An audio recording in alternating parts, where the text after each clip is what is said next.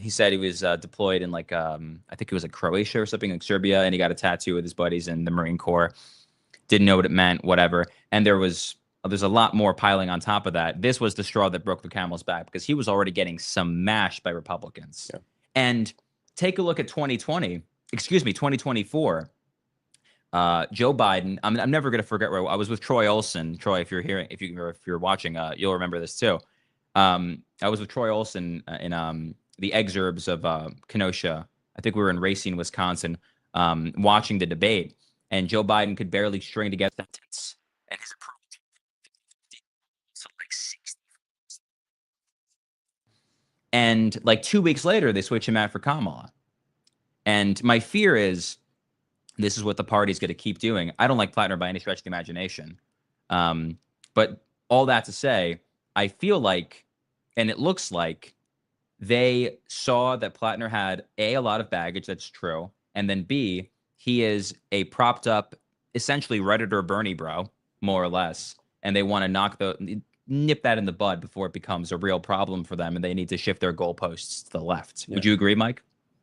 That is something I definitely agree with. That, I mean, he has zero previous experience. He entered the arena, and the establishment saw him as a target, like you just said, and they took. I mean, I don't know how much research they did to find this. The accusations are very serious, so justice should be served in either way. But he's no longer in the race, and the establishment made that happen. Yeah. Right. And Pedro, can you speak to that a bit? You said, I thought racism. Yeah. No. Well, I mean, listen. At this point in time, they are. I think the Democrat Party doesn't have an identity right now, so they're pushing any candidate that seems a little bit more like a Mamdani type of a figure, someone that's charismatic, someone that can handle the media, and unfortunate for them that they lost their candidate, their guy, because they all endorsed him, and now that he has to drop, that's it, they're done. So I think this is a good opportunity for DSA to take over, and that's what they're doing. Gotcha. And it looks like we are getting over our little stump. We want to reintroduce the show. Serge, we're reintroducing. Okay. Well, welcome back to the New York Young Republican Club podcast. Thank you guys for watching. My name is Mario J. Nicoletto, and as you guys know, I'm with Pedro Acosta, chairman of the Hispanic Caucus, and Mike Munoz, chairman of the Veterans Caucus. But now that we have everything back up and running, thank you, Serge. Now that we have everything back up and running, listen, the Graham Platner scandal, the plot and everything behind that, we're just going to need more time to figure out what exactly is going on. To me, it looks like a political hit job. And I say that for 2 Tuesdays ago, we saw socialists went across the board. Yeah. And then 1 Tuesday ago, we saw, I forget her name, but it was some foreign national defeat a 13-term incumbent in Denver. In I believe Hassan Piker flew out. Yep. Hassan Piker flew out to like canvass for her or something. I think that fear of socialism is growing even in the Democratic Party. We covered in it like an episode or two ago, the promise to America. People like fake, capitalists like Tom Suozzi signed on to that. And he knows he's going to lose in November. So he's doing everything he can to claw back support for those types of people. But definitely a lot going on with that. But I want to shift over to something we talked about before. Mamdani put out a map recently. You guys see the map? Yep. Yeah, you saw it? Yeah. All right, so you already know what the problem is, okay? It's like that joke from The Sopranos. It's anti-Italian discrimination. Mm-hmm. We saw every enclave in that map. We saw it was like little Odessa. We saw little Haiti, 3 Chinatowns, maybe 4 Chinatowns we saw. And there was nothing in terms of any Italian American communities, nothing in terms of Jewish communities, nothing in terms of Greek or Irish communities. Those are still very vibrant and very alive. And I believe we put a tweet out saying, like, it can't be because they're European, right? I mean, can you speak to that, Mike? In my opinion, it was a very bad mistake. That it was a detail that they obviously didn't pay attention to. But the best thing he should have done was just take ownership of it, and he didn't. And I think that's where the biggest failure came, is not taking ownership of the mistake that was made on that map. Yeah, and that's not the only thing. Like he did the earlier a couple of months ago, or at least a month and a half ago, he did the same thing with Puerto Rico. There was a Puerto Rican heritage event that takes place. It's been taking place for 40 years in Grace Mansion. Mhm. He canceled that. He got a backlash, and then he had to do a small event with some influencers to make up for the Puerto Rican community. So, um, I think that his administration is doing a really good job picking the communities that they want to get, want to endorse and want to get the support from. They don't care about the Italian community or the Irish community and some of these other communities because they're not probably really involved in voting and any other reason. So that's what's happening right now. I think he just needs to own it, but it's not a good look. No, it's a terrible look. I mean, especially, I don't know if you guys saw this. You mentioned that he kind of like vacated the blame elsewhere. Yeah. He said it was Eric Adams' map in 2023. Did you see that? Yeah. Yeah. Yeah. So whenever he's confronted with a confrontation, he sidesteps, moves away, and says, well, that was Eric Adams. And Eric Adams did the exact same thing. He said that was Bill de Blasio. And before him, they just kept blaming the prior administration, when in many cases, it really is up to the mayor at the time. So, I mean, we have enclaves of Irish people. What is it? It's Riverdale in the Bronx, correct? It's Yes. it's like Little Dublin. Okay. It's insane. And then I think a good example is Bensonhurst in Brooklyn. If you guys have been, it's straight up Italian. Right now we have the feast going on in Williamsburg. Yeah.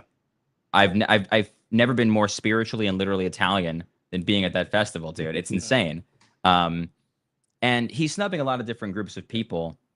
Do you think that this pays off badly for him in 29 or even in the next city council elections? It can. And we hope that there's some community leaders or a club like ours comes together and tries to rally these communities to get with the program and, realize that this guy is not the right person to lead our city. So we hoped that that's enough for them to deter and at least come to our side. But it's a good opportunity for us to take advantage of this momentum that he gave us. So, yeah. Right. Mike, can you speak to that? I think because earlier I mentioned the details and the lack of thereof, and yeah, his focus on the lack of the details really shows what he really cares about. I mean, he made empty promises, and he had a really good marketing for his campaign, but it really shows who he is as a mayor and what he really cares about. Yeah, and which would be what? The DSA movement and getting they're not only getting him elected, but as was proven during the primary, getting their candidates elected. Yeah, he's a really good marketer. I think whenever he speaks, he's so well spoken. He has this like swag about him that comes off very approachable, and that's what's happening. He's another Obama-ish salesman type of guy. So he's doing a really good job. The speech he gave for the Nick, yeah, that's right. I gotta be honest, dude. I gotta be so real with both of you. The speech that he gave about the Knicks, saying like that 0.4% is what keeps New York going, that objectively was an incredible speech. Agreed. Yeah, and we have a literal Islamic communist running the city.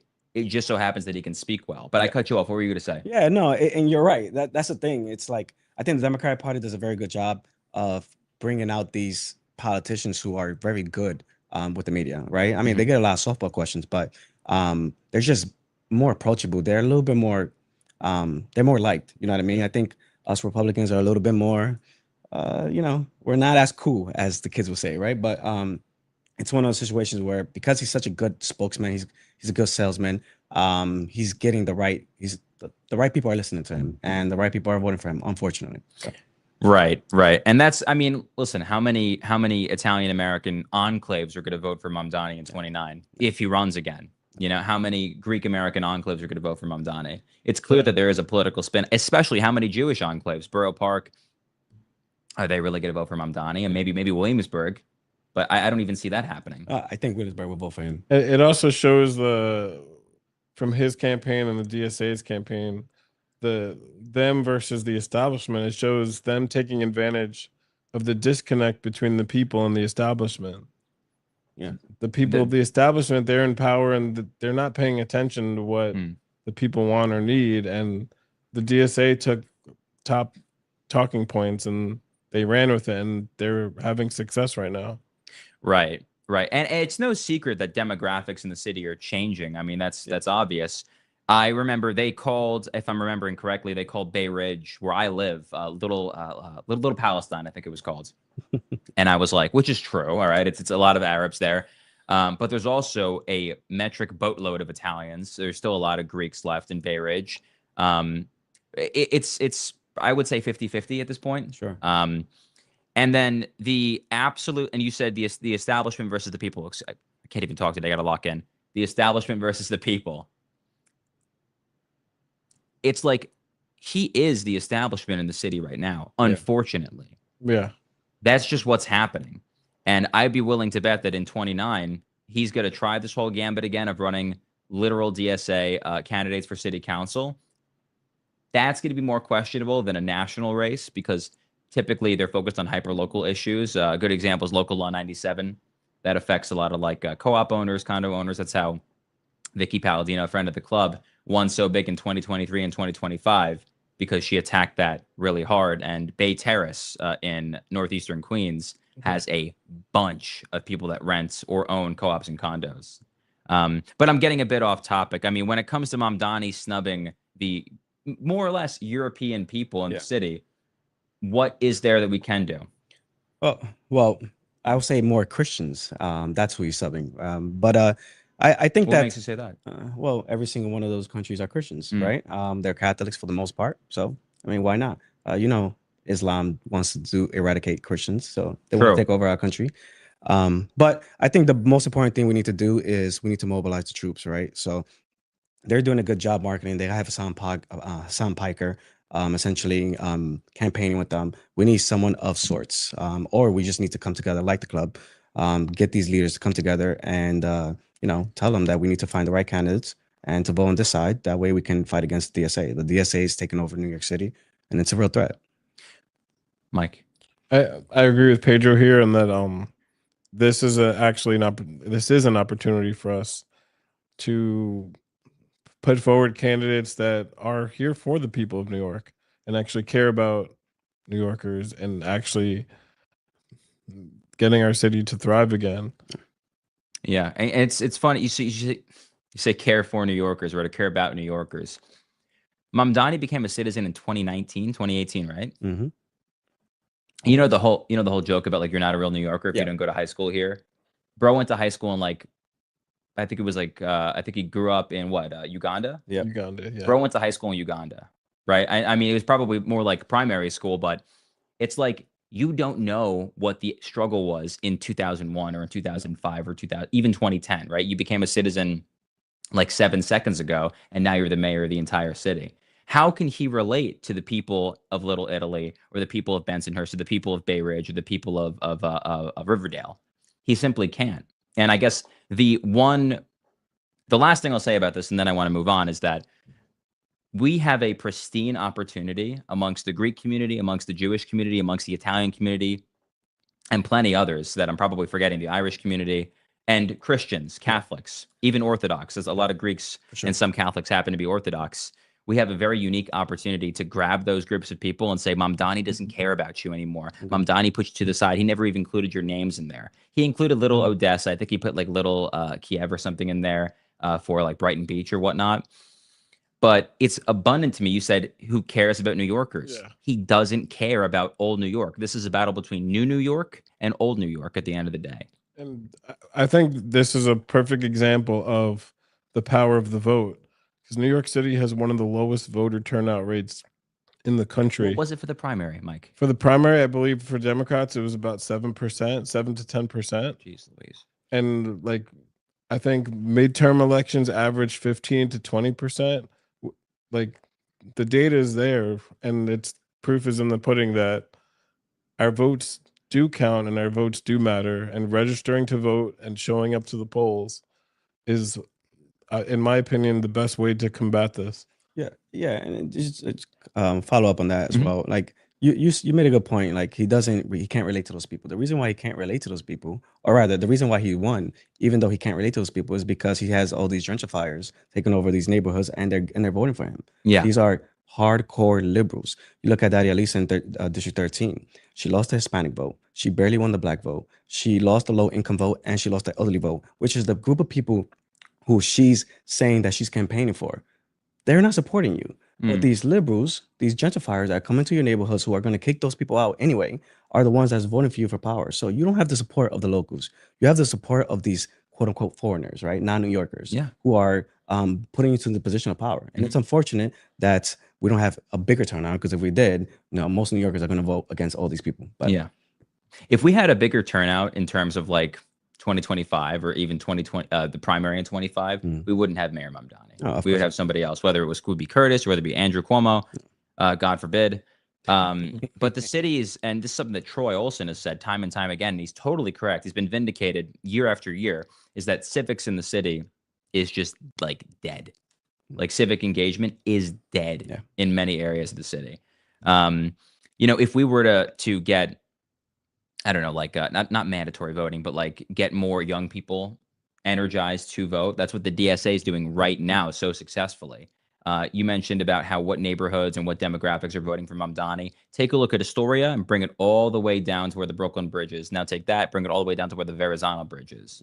That's the communist corridor right there. 100%. You have your exceptions. You have Greenpoint, lots of Polish. You have your, northern Astoria is still pretty Greek. Bay Ridge, like I said, is 50-50 before. But if we're able to bring civics back to New York City, bring it back in a way where we're able to well educate these people on what they're actually voting for, not a policy or a platform, not a person, but a policy or a platform, then I think we're going to begin to see purple New York in the next 10 to 25 years. So that's me being optimistic. I'm white pilling right now, but I definitely think that's the direction we're heading in. But it's very clear that Mayor Mamdani certainly needs a reality check. And I want to go to reality check with Yulia, if we can go to that now.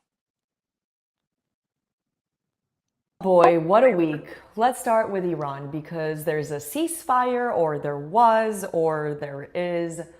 No one knows. Back in June, after months of back and forth, the US and Iran actually signed a memorandum of understanding. This was supposed to be an off-ramp, an immediate end to military operations on all fronts, including Lebanon, looking at you, Bibi. The Strait of Hormuz reopened for commercial shipping with no charge for 60 days.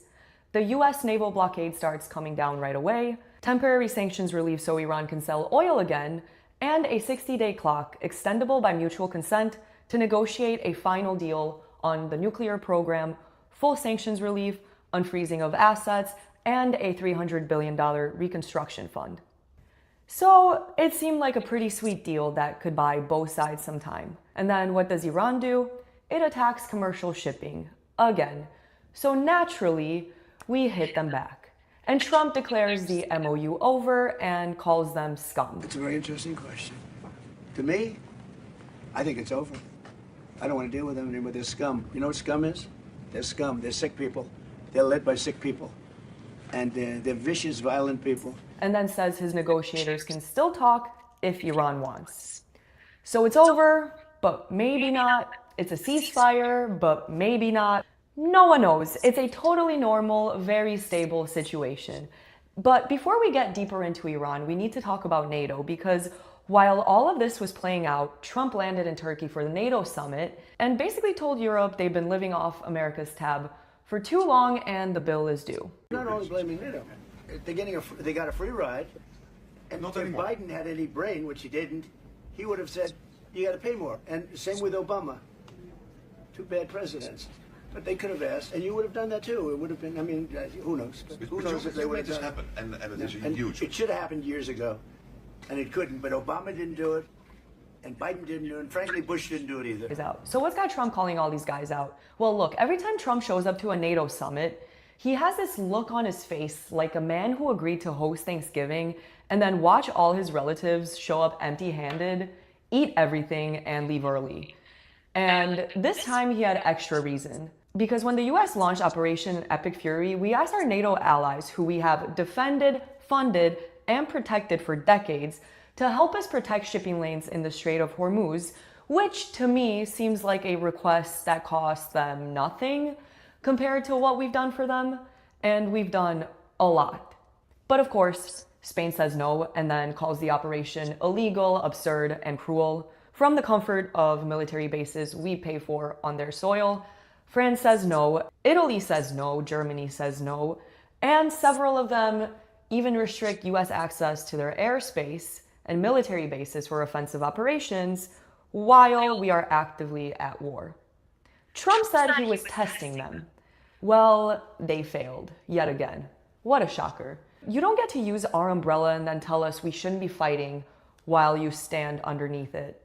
That's not how alliances work or how they should work. That's called freeloading, and Trump has been calling it out since his first term. And to his credit, it's been sort of working. I mean, European defense spending has gone up, with allies now committed to spending 5% of their GDP on defense by 2035. But writing checks for your own defense is apparently a lot easier than actually showing up when your biggest ally needs you in the Strait of Hormuz.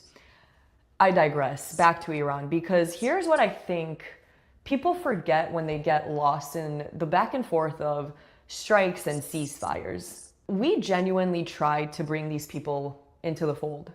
The MOU wasn't just a ceasefire, or at least it wasn't designed to be. It was designed as an invitation, I think.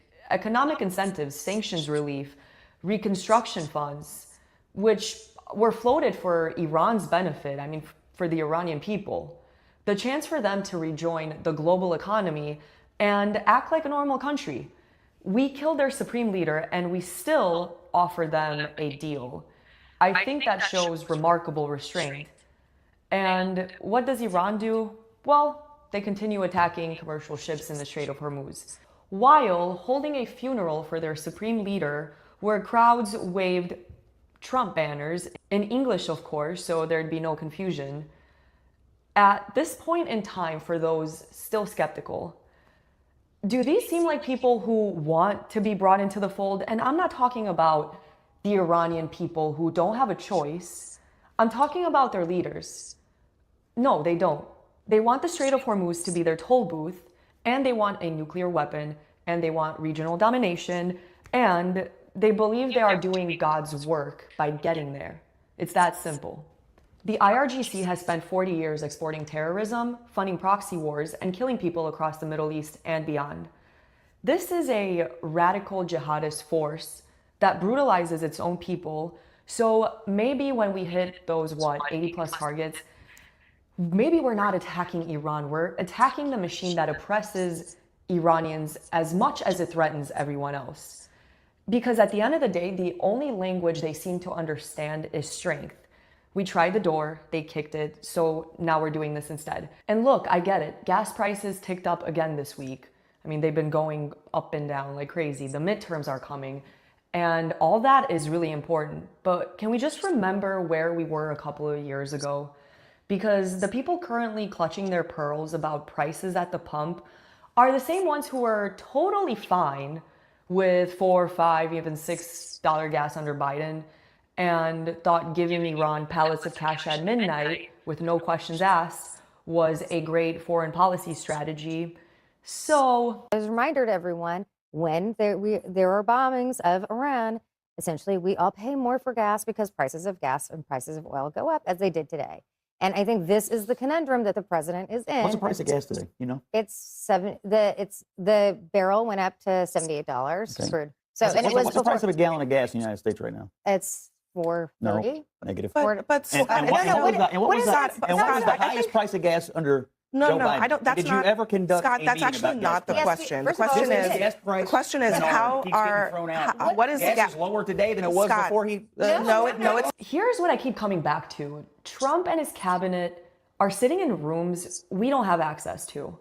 They're reading intelligence we don't get to read. And maybe, just maybe, they know a few things we don't. Meanwhile, the Democrats, the same people who spent years appeasing the Iranian regime, who are bending over backwards for a regime that executes women for showing their hair, are now suddenly very concerned about what American military aggression does to prices. Gas is lower today than it was before Trump took office, in the middle of an active military operation in the Middle East. That's not nothing. The markets are nervous, but it's nowhere near the catastrophe the left predicted every time someone suggested taking Iran seriously. And we're not in a forever war. We gave them every chance to be something different. They chose this. So now we're choosing back. And here's what I want people to actually understand about what it is we're fighting, because I think we get so lost in the geopolitics of it all that we sometimes forget to name the thing clearly. We are fighting a radical Islamist death machine that has been at war with civilization for over 40 years, longer than that. And that machine has a fan club in America's greatest city, New York. Sure, it might look a little bit different, wearing DSA pins, I don't know, winning mayoral races and congressional primaries, running city hall. It doesn't carry a gun necessarily. It carries an endorsement and a get out to vote operation, but make no mistake about what it's aligned with and who it's rooting for. So then I ask, who in their right mind thinks out of all weeks, not that it is at any point, but that this particular week would be the best week to schedule a little sit down with Iran's UN ambassador? Well, none other than our favorite mayor, who apparently can't go a week without finding some creative way to make New York City an embarrassment on the world stage. Reportedly made plans to meet with Iran's UN ambassador earlier this week. The timing could not have been worse.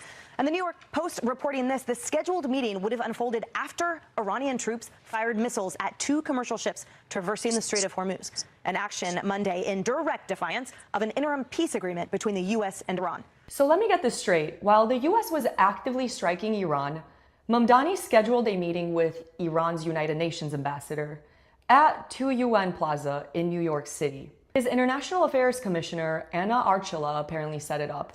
2 other senior officials from the mayor's office were on the invite. The State Department found out, intervened, and the meeting was canceled. Archila was apparently reprimanded, but by whom exactly? The same mayor whose entire political operation is aligned with a movement that thinks infidels, which, by the way, that's you, me, that's anyone who doesn't subscribe to their religion, should be dealt with, if you know what I mean. Let's be very clear about what this is. This isn't a naive diplomatic mistake or a bureaucratic mix-up. This is an administration whose ideological home is a red-green alliance of socialists and Islamist sympathizers trying to conduct its own foreign policy with a state sponsor of terrorism while America is at war with said sponsor of terrorism, which, if you think about it, is absolutely wild. But alas, here we are. And look, like I said, I get that everyone's feeling the pinch. Affordability is a major issue and the midterms are coming, and we'll see where all that goes. But if you zoom out for just a second, and I mean really zoom out, maybe, just maybe, we're finishing something that people before us started and never got the chance to complete, or just didn't have the balls to start. Because here's what this really looks like from 30,000 feet. Iran was selling cut-rate oil to China. China was using that cheap oil to fund its global ambitions while we paid full price. We took out Maduro and grabbed Venezuela's oil supply. We struck Iran and choked off another major Chinese energy lifeline. It's about the choke points. Hormuz, Malacca, the Black Sea. Whoever controls the choke points controls the world. And right now, America is saying it can't be China, and I agree. Iran was also strategically placed on China's Belt and Road Initiative, which is Beijing's grand plan to dominate global trade routes. That's gone now too. We're already the European Union's biggest LNG supplier, and American energy production right now is the highest in history. So if you wanted to draw up a plan to make the US the indispensable energy power of the world, while kneecapping China's supply chain at the same time, this is maybe what that could look like. Messy, loud, and absolutely chaotic to watch in real time, but maybe that's the point. It's all a moving puzzle. Israel, Turkey, Iran, Pakistan. The whole place is a problem, but somebody has to be the one moving the pieces. And right now, I think that somebody's us, because look, someone once said the art of diplomacy is telling the other man to go to hell in such a way that he looks forward to the trip. That's what Trump is saying. That's exactly what this is. Because here's the thing about Iran that nobody says out loud enough. Iran has never won a war, but they've never lost a negotiation. They are the world's greatest survivors at the table. which is exactly why you can't just negotiate with them forever. At some point, you have to change the table entirely. And that's the reality check with Yulia.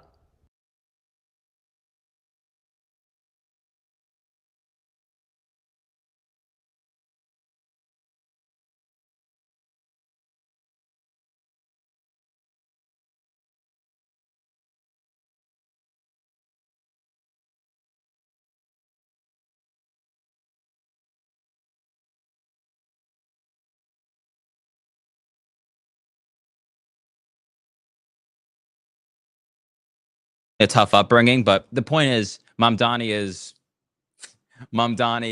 is not a New Yorker. He's not from here. That's the point I'm making. Hyperbole. I also, we were having some audio issues in the past with the stream, but I wanted to address this about Senator Lindsey Graham passing away last night, or earlier this morning, I should say. I addressed it before, and I'll say it again. We had our differences with Lindsey Graham, and I'll speak on my own behalf. But it's always a shame to see a Republican, a high-ranking Republican, or really anybody, Democrat, Republican, Green, dog catcher, it doesn't make a difference to me, pass away, where somebody who's implemented change and helped people die at an age that nobody really thought he would. It's very unfortunate. And it really does make me sad to see that happen. I'll say this, and again, this is just my opinion, but I disagreed with him on foreign war. I disagreed with him on trade. I disagreed with him on tax. I disagreed with him on immigration, especially. But I would like to believe that most of our elected officials do this for a reason that's not in their self-interest. And I believe that he may have been one of those people that truly wanted to help out South Carolina, help out Americans. And I would say the same thing if it was a Democrat senator that passed away. I think it's very, very troublesome, very upsetting, but we're going to have to keep trucking on. We're going to have to keep moving and carry that movement. So in any case, I want to get to some comments. Guys, do you want to read some comments? Let's do it. Awesome. I was screenshotting on my phone before. Let's grab this real quick. Sorry, guys. All good. All right, cool. I got one from M. Kari. I'm sorry if I'm mispronouncing that. And it says here, I'll read it to you guys. I'm Caribbean born and raised, and I think a little Caribbean neighborhood is stupid. We weren't in the foundation of NYC and barely built it. That's the harsh truth people won't accept. So true. So true. I don't know if you're a guy or a girl, so I'll say king/queen. But this is insane. You'll notice, I think they had the little Caribbean. What was that, Jamaica? Where was that? Was it Jamaica? The little Caribbean? I would have to double check. I'm not sure, but I definitely saw a little something on there. And it's like, we need to be acknowledging the people that built the city itself in the way that it is right now.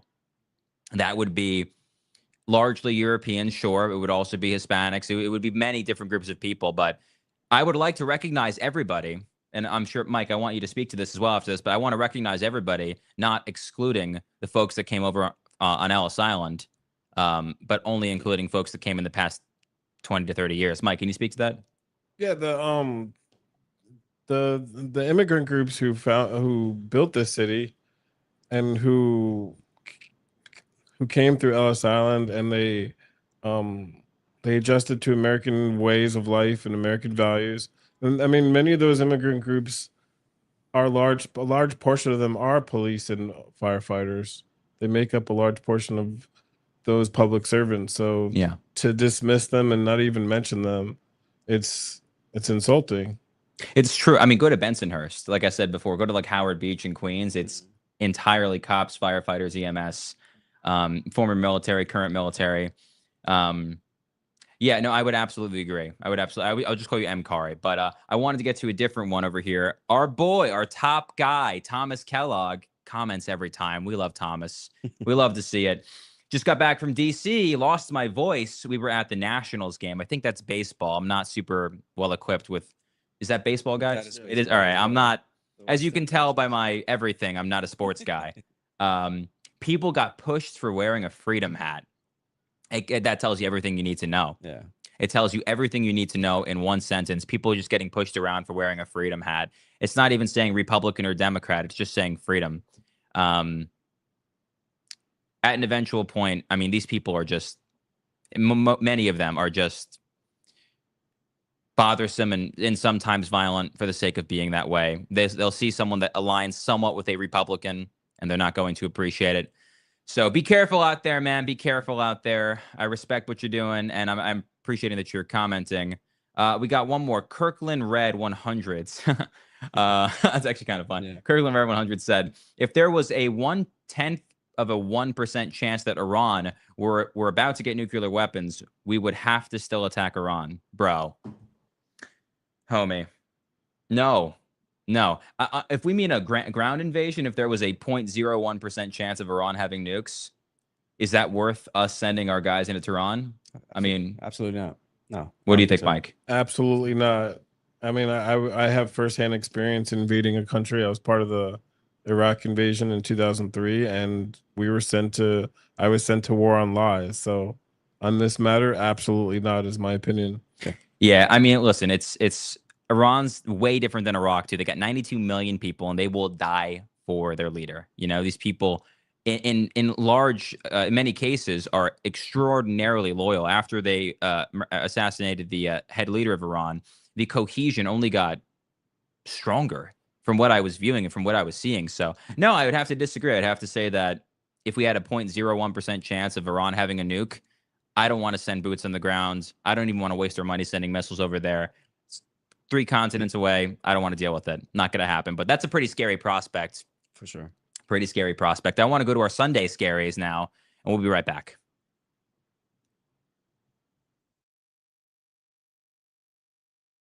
FIFA fans were stunned this weekend as Uruguay fell 2-0 to Vatican City. The tiny city-state, population 800, had already shocked fans worldwide by flattening Ghana, Peru, and Finland in the qualifying rounds before eliminating Uruguay last night. The Vatican fielded a formidable starting lineup, with Swiss guards at striker, Priest controlling midfield, and Cardinal Pietro Parolin proving nearly impenetrable in goal.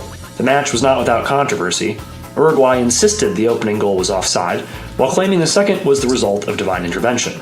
Pope Leo did nothing to quell the accusations, stating, "All credit in victory is God's, and God's alone."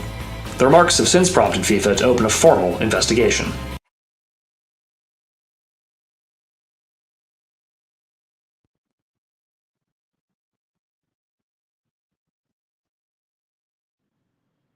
What's up? Oh, welcome back. Welcome back. We love it. Thank you, James. Amazing contribution. The Sunday scaries really are my favorite. They really are. So I wanted to touch base with both of you about a particular incident. I know we were doing some reading before. Yeah. When it comes to this Mexican national in, I think it was Houston, Texas, shot and killed after allegedly trying to run over an ICE agent. Yeah. I want to get all your thoughts first before I have my thoughts. Yeah, well, I mean, first, we definitely want to see the video. If there's a video out there, we definitely want to see it before we start jumping to conclusions and saying that it was intentional, you know? Yeah. Similar things happened with the Black Lives Matter movement back in the, in the mid 2016s, 15s, around there. So we want to make sure that our officers are doing things, they're following the rules, they're doing things properly, and making sure that, it wasn't intentional. So once we find that out, then we can really start, if he needs to get charged, he needs to get charged. If he doesn't, we move on and go The from there. officer? Yeah, the officer. If it was intentional. Now, if he did indeed if he was getting ran over by a vehicle, I mean, listen, he has to protect himself, right? I don't know the circumstances, unfortunately, but listen, in the heat of the moment, anything can happen. And I think a lot of people tend to use these vehicles maybe out of fear or maybe because they're trying to be aggressive. So who knows what happened? But it's too soon to speculate. Right. Well, we saw a lot of the same energy in not Wisconsin. I think it was Minnesota and Minneapolis, where I think it was Renee Good. Basically, and we saw it on video. It's not really a fabrication. Basically, drove into a law enforcement agent, and they took their weapons out. They loaded shots out, and unfortunately, she passed away. Yep. The violence shown towards ICE in particular, and the violence shown towards people just doing their jobs as federal or local or state law enforcement, I think it's disgusting and it needs to stop. I mean, Mike, could you speak to that? Yes, I think I'm glad you brought up Renee Good, was her name? Yeah. Because this is this shows why the sanctuary city laws fail, because all over the country, local sheriffs cooperate with ICE by providing security for federal agents so they can conduct their business and leave the area. But in sanctuary cities, ICE agents have to provide their own security and still conduct the raids and their missions. So I think all these sanctuary cities laws need to be looked at, because everywhere else in the country where they're cooperating with ICE, we don't see this as much or at all. Yeah, and it's sanctuary cities as the term is effectively not that. They're saying we're going to bring in I think it was Jean Raspail said your grateful poor, from South Africa, from South America, Africa, Asia, whatever, and even parts of Europe. We're going to bring them in. We're going to protect them. And we're not going to allow ICE or any other federal law enforcement agency to get rid of them, even though they're here illegally. And in many cases, in a lot of cases, getting government benefits from that. Yeah. And, I was reading before, Trump administration was ramping up on denaturalizations of people that were committing fraud in fraud cases. Did you guys read up on that too? Yeah, for sure. I have, and I can tell you that the amount of fraud cases in the pipeline, there's a lot of them, and this is just the agencies finally getting to them and actually enforcing them. Yeah, well, I mean, the law needs to be enforced. It's a sanctuary city in and of itself is just a defiance to federal and state law. In some cases, the governors support the sanctuary cities, but I think a really good example is New York City. How many illegal immigrants do you guys see? How many illegal aliens, I should say, do you guys see on Roosevelt Avenue? You're in Queens. All over Queens. They're all over, unfortunately, and they're destroying the city. They're destroying that town. And this is just a tidbit of information, but a lot of people don't know this, but New York City is the largest immigration court in the country. Yeah. So we're in general or illegal aliens? In the entire country, the immigration courts here are the largest in the country because of the amount of illegal immigrants who are here. So we have a lot on our plate that our civil servants are taking care of. Right. And and that all loops back around to ICE. So when we have to send ICE into Canal Street, right, where we've all been to Canal Street, we know what goes on there, or Roosevelt Avenue, or even northern Staten Island and northern Brooklyn. When we have to send them in, they have no protection. They have nobody with them. Essentially, it's really just them, and they have obviously their guy to their left and right flank. But if the state and the city refuses to cooperate with ICE, we're actively putting our federal law enforcement officers in danger just for doing their job. Yeah, absolutely. Yeah, and I mean, would you be able? No, and it's unfortunate too, because especially around Corona, right? There's a lot of events, and there was the problem with that when you allow a lot of illegal immigration is that they start having the streets flooded with merchandise sales. Same thing was happening at Canal. They start selling. They're essentially competing with the stores that are actually selling clothes right in front of them, right? Because they're undercutting the prices of those same clothes for like a buck for a 10. It's made for $1 and it might cost $10 at the store. And then there's an increase in prostitution. There's an increase in prostitution all over those areas, and that's disgusting. That's one of the worst things that can happen in any community. So that brings in child trafficking, that brings in drugs to our community, and it makes it unsafe for children and families. So it's unfortunate. I think that we need to cooperate with ICE. Well, ICE is here right now in New York, right? We're seeing them all over in Brooklyn. Thank God. We're seeing them in the Bronx. But Mamdani said that they were not allowed in New York. He was going to be against ICE. Well, they're still here. He hasn't done anything. So yeah, it's like that's how much power he has, right? Exactly. Well, yeah, it's like that Andrew Jackson quote. The Supreme Court has made their decision, now allow them to enforce it. But going back to the Mexican national in question, shot and killed by ICE, or I shouldn't say shot and killed by federal law enforcement. I believe it was ICE. This is just going to keep happening if we have illegal aliens, criminal aliens that refuse to either become citizens or get the hell out. I'm sorry to say it, but this is just going to keep happening. And what is the best way that we can avoid casualties happening in this mass, I guess, operation of getting all these people that should not be here out? Is there a way that we can lower the temperature in this? Is there a common sense way that we can angle this and say, hey, this is for the best? Mike, what do you think? Absolutely. I think, like I mentioned earlier, it starts with ending sanctuary cities and having our local law enforcement cooperate with federal agencies. Also, the part of it is the PR game. And like another part of that is, besides law enforcement not being able to cooperate with ICE, ICE is forbidden from entering state and city government buildings like courthouses. And ICE was kicked out of Rikers Island, where they used to have a liaison on Rikers Island, where if there was a criminal who was picked up by NYPD, they would be turned over to federal authorities.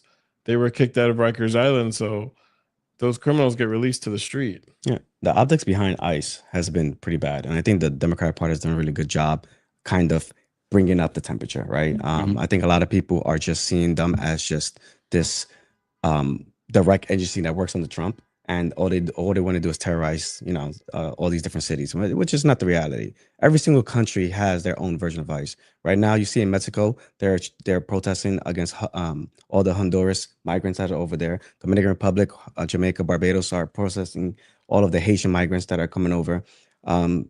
Colombia had the same issue with Venezuela, right? Yeah. So every single country, whenever we have an influx of immigration that is not controlled, just a wave of people, an invasion of sorts, this is going to happen. And I think that the Democratic Party, especially CNN, some of these different news media outlets, they need to lower the temperature because they're making even citizens start attacking federal officers. And when citizens start doing that, we have a real problem. Yeah, exactly. And that was the case in Renee Good. And I know there was another gentleman in Minneapolis that was, I believe, hurt or killed. The name's not dawning on me right now. It was a nurse, if I'm not mistaken. It was something like that, yeah. And I believe he was killed, right? Yes. He was a citizen, to my understanding. He was a citizen. And granted, Minneapolis is a very liberal city. I get it, as is New York, as is many parts of Houston, not as much as Austin or Dallas-Fort Worth. But point being, we are going to either need to do something to the effect of, I guess, what's the way to put it? Something to the effect of a total and complete crackdown. Or I don't necessarily know what else we can do. I think, and in that scenario, people are going to be hurt. Yeah. Because you just said this is an invasion of sorts. Yes. And looping back around to Mamdani, making that enclave map, right? They're enclaves for a reason in many cases. Corona, right? Demographically, I know it's very Hispanic. I don't know exactly what countries from. Sure. South America. South America. So in many ways, it becomes little South America, little, I don't know, Peru, or little Colombia, little Venezuela in that case. And if they're coming here illegally, and many of them, I've been to Corona too many times, many of them are Jackson Heights too. Yeah. I mean, Diversity Plaza in Jackson Heights, I'm sure you've been there. I don't think I've seen a legal person in a mile. It's ridiculous. They're going to form their own enclaves. They're going to form their own communities. They're going to be intentional about it too. They're only going to want people from, I don't know, Venezuela in one block. They're only going to want people from Sri Lanka on another block. And the only way to destroy that kind of erasure of our culture and the erasure of really New York City itself is through ICE. Yeah. So it's a shame that this person had to die. I from what I understand, he was here for like 20 something years illegally. And from what I read, it's not entirely confirmed. He was in the vehicle, began to move the vehicle forward, and it endangered the life of a federal law enforcement officer. So turning down that heat is the number one thing that we need to do right now. Yeah. I think we can all agree on that. Agreed. But I want to move over. Mike, do you have any more final thoughts on that?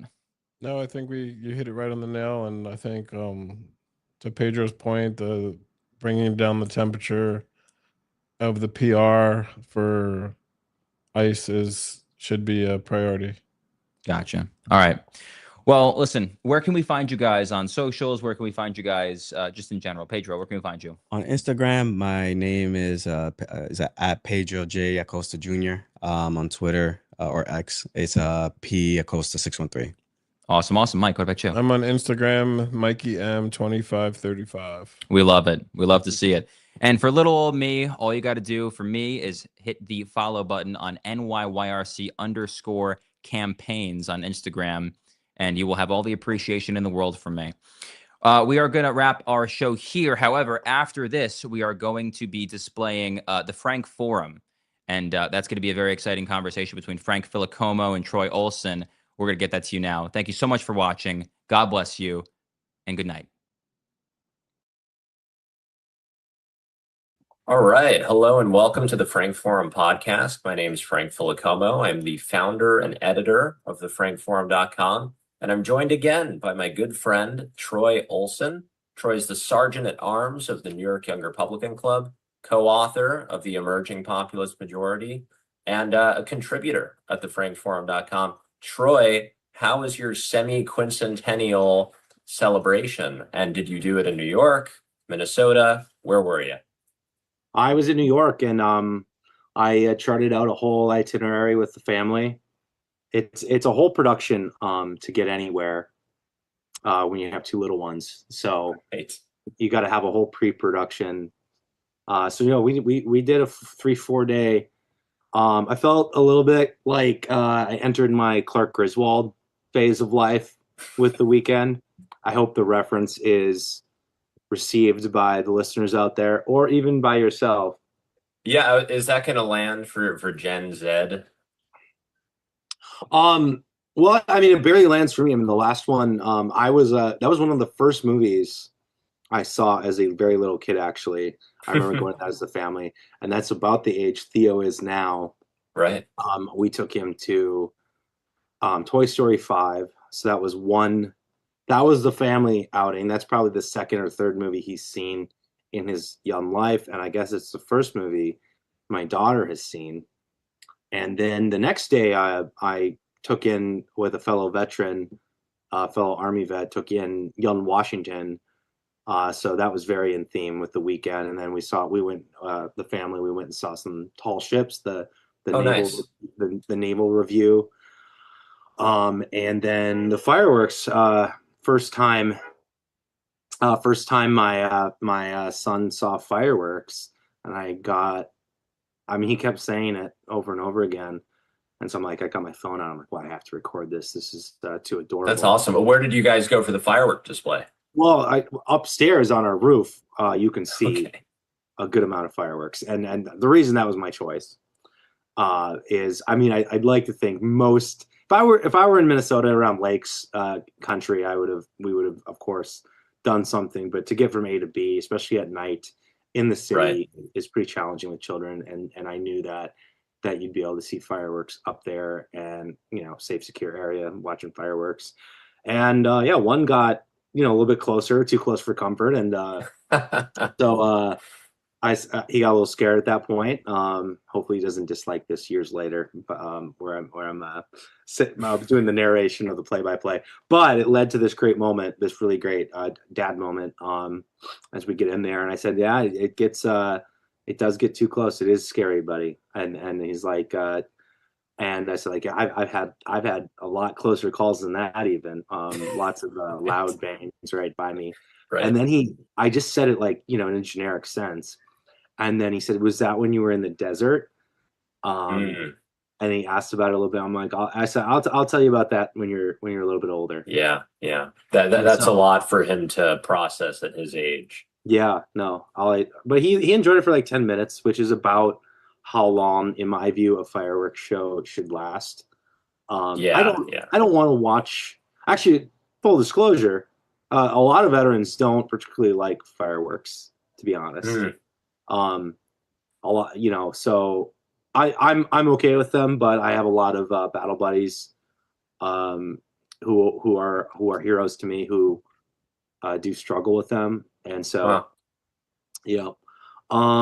but yeah, it was a great, and Young Washington was really great. I strongly recommend whoever's listening to this, go check that out. I believe it beat out Supergirl.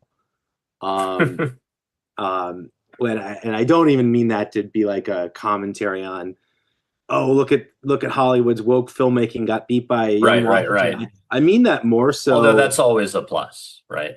Yep, that's what happened. But I thought it was legit amazing that this whole additional independent of Hollywood business model, which has happened before, but it's great that it's propping back up again, really is the best chance for the future of American cinema.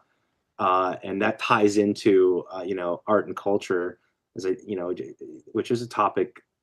I mean, I know you write about it some, but I feel like a lot of my articles on the Frank Forum are ultimately in the field of art and culture, to be honest. Well, what was that famous Andrew Breitbart quote that politics is downstream from culture? Yeah, and I used to like kind of ignore that quote. But you know, as I've gotten older, I'm like, yeah, he's totally right about that. Yeah. And I had such a political brain going back to like undergrad, and was so obsessed with politics, unfortunately. You and I both.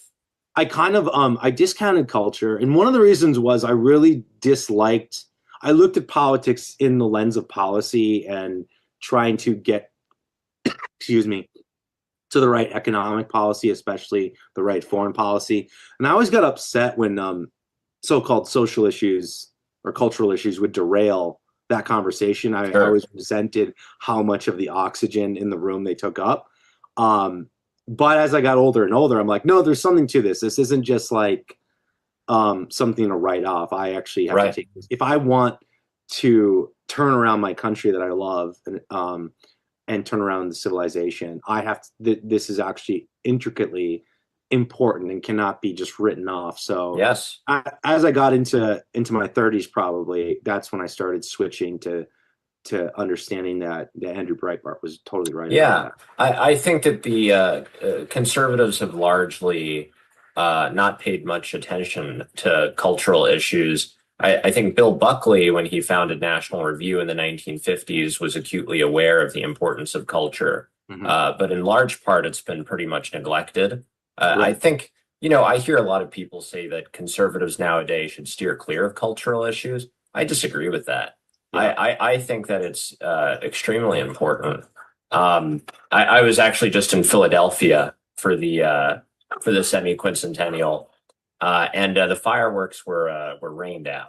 Troy, they were rained out, so I missed the fireworks. Well, they were delayed until like 2 a.m, and I said to myself, like, okay, well, that's now July 5th. Yeah. So you know, that's no longer the 250th, really. Did you plan to be in Philadelphia? Yes, I did. That's where my girlfriend lives, and you know, I did get to spend some quality time with her family, and we got burgers and wings and things like that. And we actually had some interesting conversations about the founding documents, which I kind of think is the point, that like we should be taking this time, not just on the 4th of July, but the whole semi-quincentennial year to talk about the genius of the founders, the genius of the Declaration of Independence, the Constitution, the Federalist Papers, all of it. And, you know, Troy, I'm interested to get your perspective on this, but, you know, in New York, very recently, we had 3, you know, uber leftist, DSA endorsed people, Brad Lander, Chevalier, and what was the other one? Valdez or Velez, doesn't matter. Yeah, Valdez. But, you know, these are people that look at the founding, and they look at the founding with disgust. Yeah. And they do not seek to reform, you know, American problems and the tradition, the American tradition. They're revolutionaries. They seek to fundamentally change our system of governance. And, you know, I think back to, you know, my father, who came to America in 1960 from Southern Italy, where there was really not much economic opportunity or chance of upward mobility. He came to the United States, and as did his parents, with just utter gratitude, just so grateful to be in the best country in the world. And then you look at these, like, you know, 32-year-old PhD students who are kind of professional, you know, career college students. And they're total ingrates. And to me, like, when we talk about the whole, you know, the whole thing behind the Frank Forum is revitalizing America's distinct civic culture, right? And to me, that is impossible without a deep gratitude for who we are as a nation. Totally agree. What's your feeling on that? What's your feeling on the decline of gratitude and patriotism in America? Yeah, I mean, I think technology has played a huge role in just like literally rewiring the brains of people. So you can't look away from that. But indeed, technology's impact on the culture is then coming back and impacting the politics, and it's all around us. It's so what, to try to sum up where I feel we're at. I write for your site for the reason of its what's on its masthead, what its mission statement is. I totally believe we need a civic and cultural renewal. I consider July 4th to just be the first day of America's 250th birthday. It will not end until July 4th next year. And then and every day after, I think that the renewal we seek and mean ultimately is a multi-generational battle.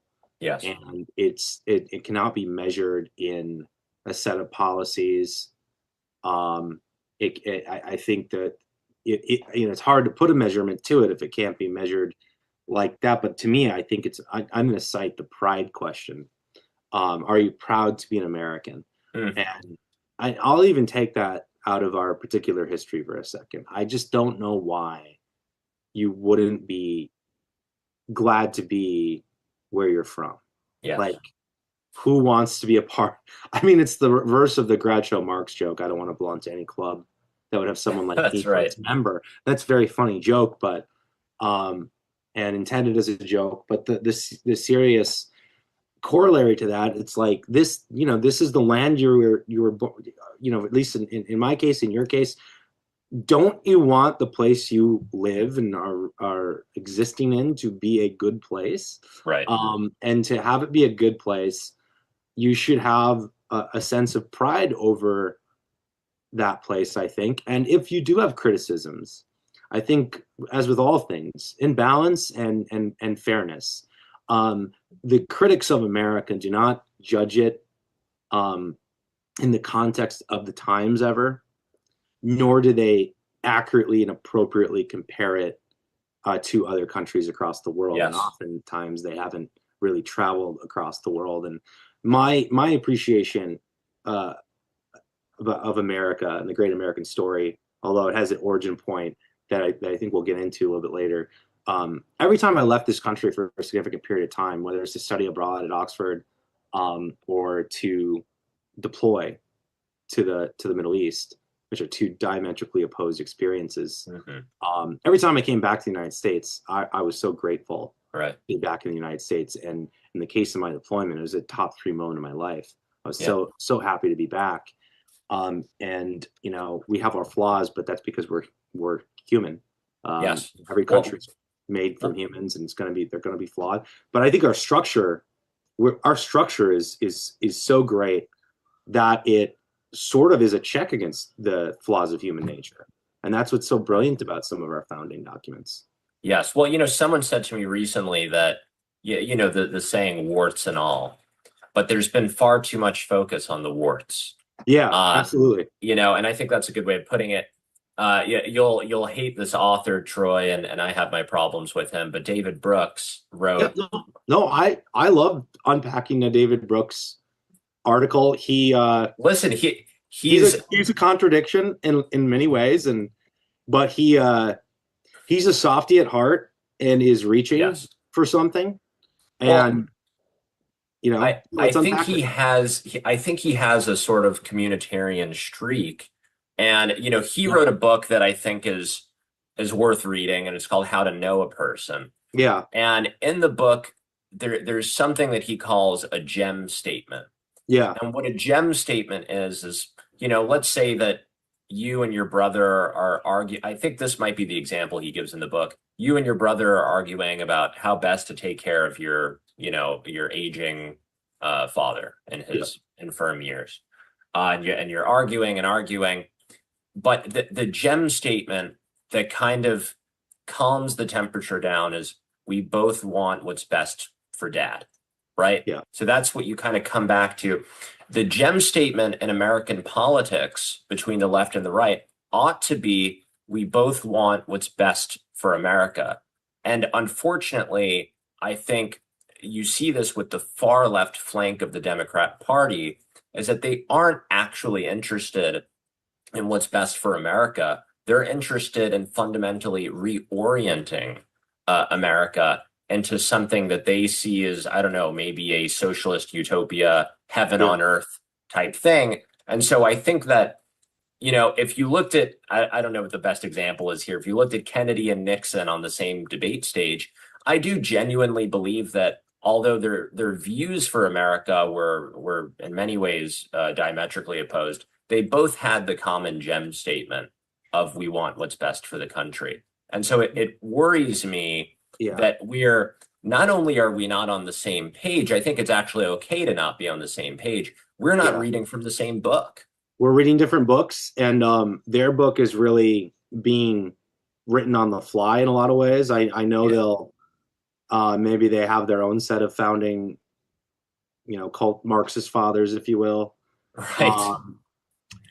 But at the end of the day, I mean, the reason I think that they're, other than the reasons I will often write about in site, like birth demographics and stuff like that. One of the great advantages I think the, for lack of a better word, conservative coalition has going forward in this country is an understanding of what conservatives believe in and what their opponents believe in. And I think the left, especially the cultural left, does not understand conservatives very well. And I think that in the political field, that puts you at a huge disadvantage to not understand your opponent. And then because all of the current balance of power, all of this has been achieved with conservatives ostensibly being shut out of institutional power for increasingly for many years. And now that's kind of getting clawed back, and the culture is probably the last thing you'll totally win back. But I think David Brooks, actually, to bring it back home to Mr. Brooks, I think he's actually a really good example of what I'm talking about. Like, Brooks is a New York Times conservative in this, which is basically someone who has probably always voted for Democrats, or at least not voted for Republicans, which is fine. But the problem is that the left appoints who they want their imagined opponent to be. And Fox News has like a version of this too. Sure. It was Kennedy and Colmes. It's a contrived and fake debate kind of where you we're going to have a pillar of strength here, and his opponent will be a pillar of meekness or weaker strength. And then they'll do here's Brooks will ostensibly agree with the left, just maybe a little bit slower and a little bit nicer. He's not an actual, which is why I would just paint him as a moderate. He is technically trying to do the work of a conciliatory figure. Think of someone arbitrating or mediating, a mediation of parents divorcing, if you will. He's, I think, trying to be that person. And I think a lot of people try to do that. I've dabbled with trying to do that, but I think that will ultimately not work out too well for him or really anyone doing that. I think what's happening here is two books are being read separately. Yes. And it will be a matter of which book is more well thought out and has more pages, and then who actually fights for what they really believe in and gets resorted into where they actually want to be. Because there are a lot of people who I think, and this is what I was fundamentally, I think I was always basically a person of conservative disposition. Mm-hmm. I grew up in a small town and in middle America. And so being a Democrat there for a period of time in those years, it was an easier sell, especially if you're like a child of the middle class and stuff like that. So I think I've been resorted into where I actually belong. And I think other people are experiencing that too. Well, I think that you kind of hit it on the head there. The point is conservative disposition. And I do actually believe that someone like David Brooks has a conservative disposition.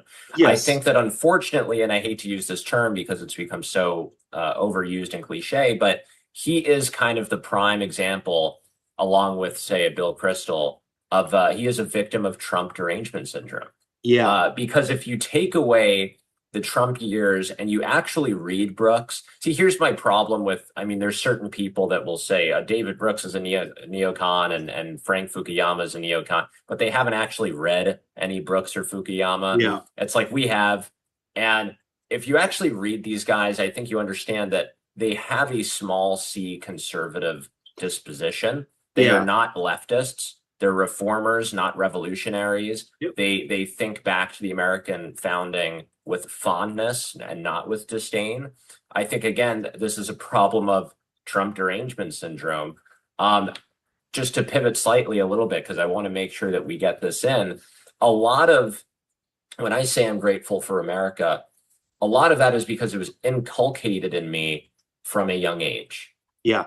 So even if it wasn't inculcated in school, my parents, particularly my dad who emigrated here, always made sure that I knew, how privileged I was. I hate using the P word because it's been co-opted by the left, but how privileged I was to be here. And that, he instilled a sense of gratitude in me.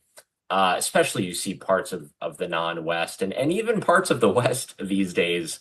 Honestly, it makes you grateful to be an American. Yeah. You wrote an article for the Frank Forum about Mr. Sprovka. Do I have his name right? Tell me about how this fifth grade teacher, made you love America. Yeah. So I had, I think I was connected to America from the town I grew up in, and an understanding of my family heritage lineage of military service. So I had a few things already primed for it, and I was a reader.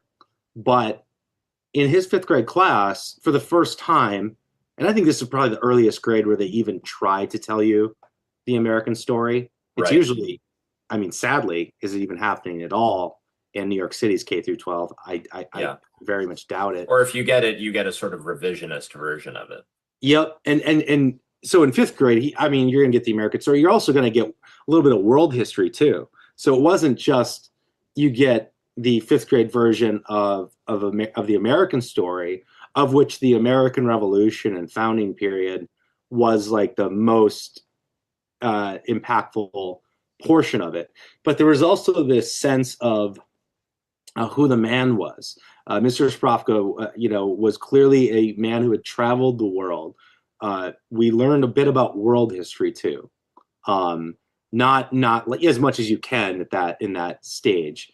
But it's important in understanding when it comes to loving America, it's also important to have the world history because that's context. Yep, context. Yep. So we get the context, and I think what was interesting about this particular place and the school, it was Mr. Sprovka, but there's also a few other teachers who, when I was even younger than fifth grade, and I don't know if he was literally a World War II veteran or if he just dressed up in the uniform and maybe served in Korea, but one of the teachers was a veteran, and he would, for Halloween or around there, would put on his old, he'd have his old helmet on.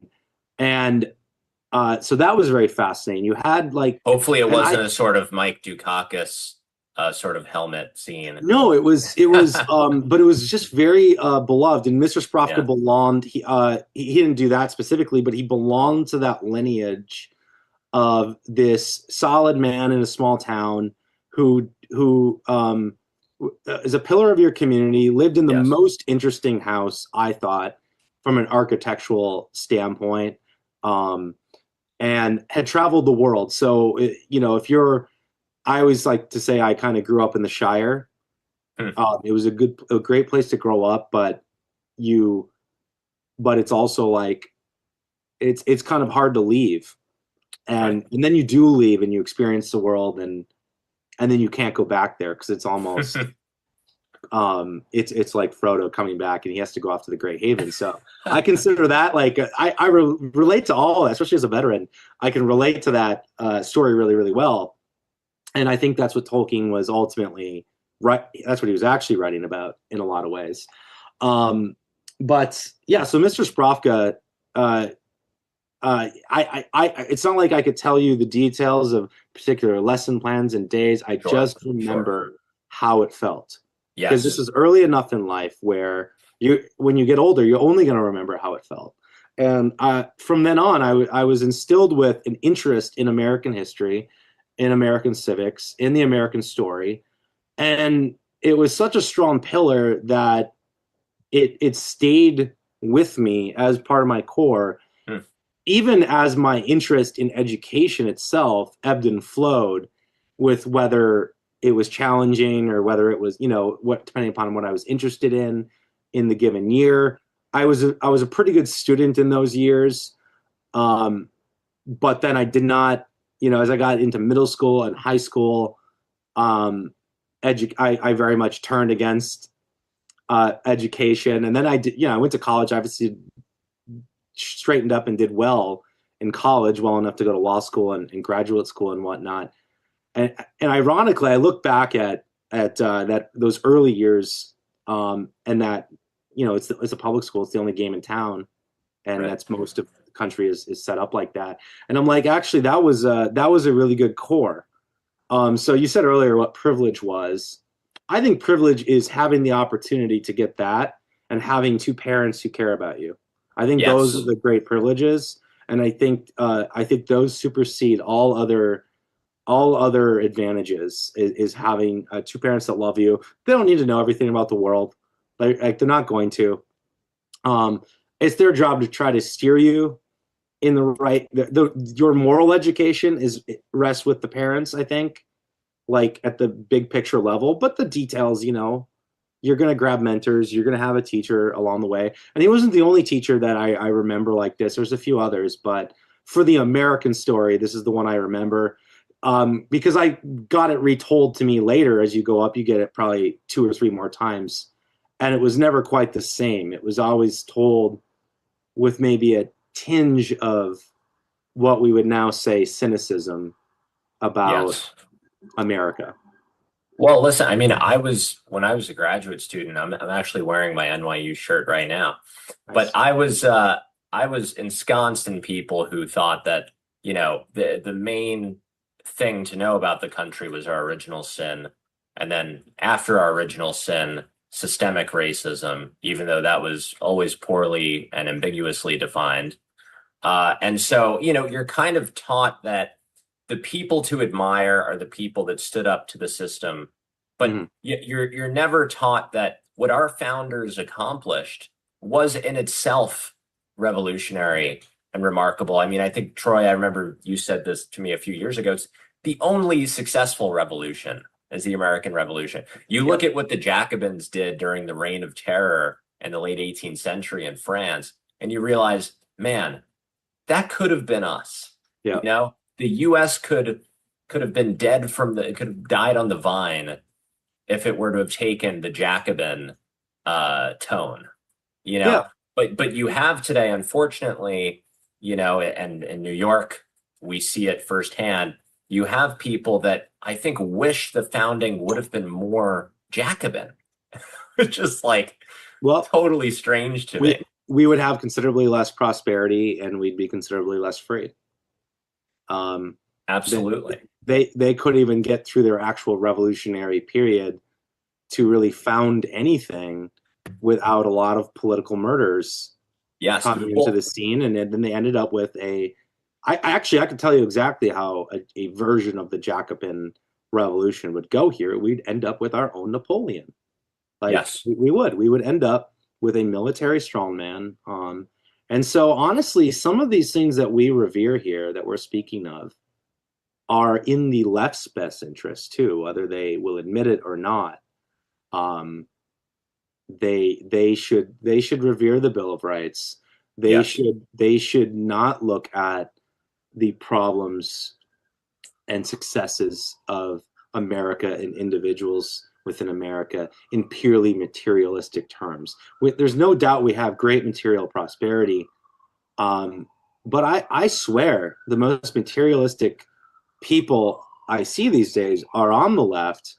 I think if you go and speak honestly with someone on the conservative right, you'll run into your free marketer extolling the virtues of capitalism. They tend to be a little older than us. Yep, these there'll days. be a lot of that, but there will also be that communitarian streak, that very strong faith streak, and then, at least in my corner of the world, a patriotism streak that often extends to the last full measure of devotion, the battlefield.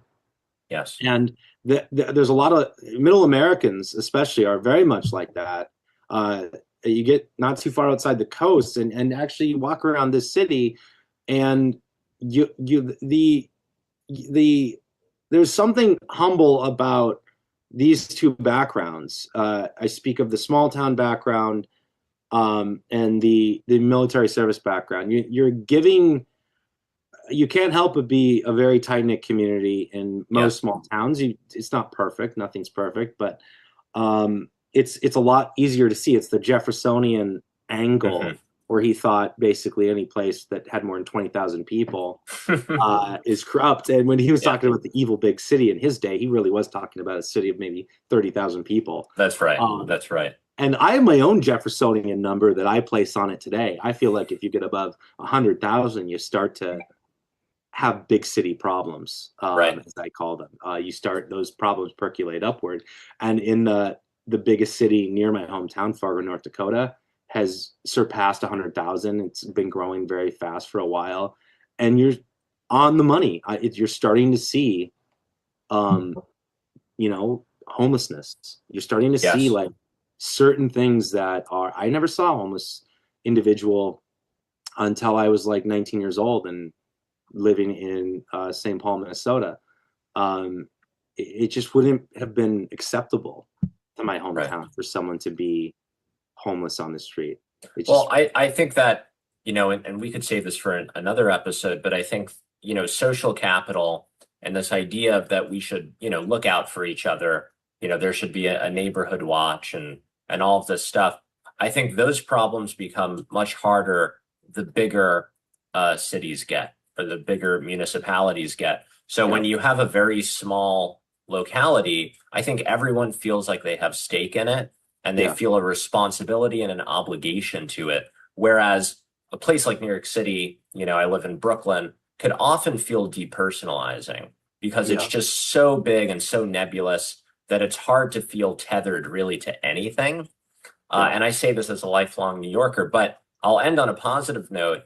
I do think that the modern day conservative movement has started to question some of its old orthodoxies around libertarian, trickle down economics and things like that. I think we're in a better place where, and I actually wrote an article about this, not for the Frank Forum, but for another publication.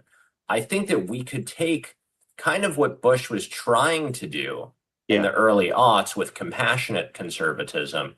And I think that we could take some of the messaging around that, which is that life is not just about acquiring material gain. It's also that part of being a citizen is obligation.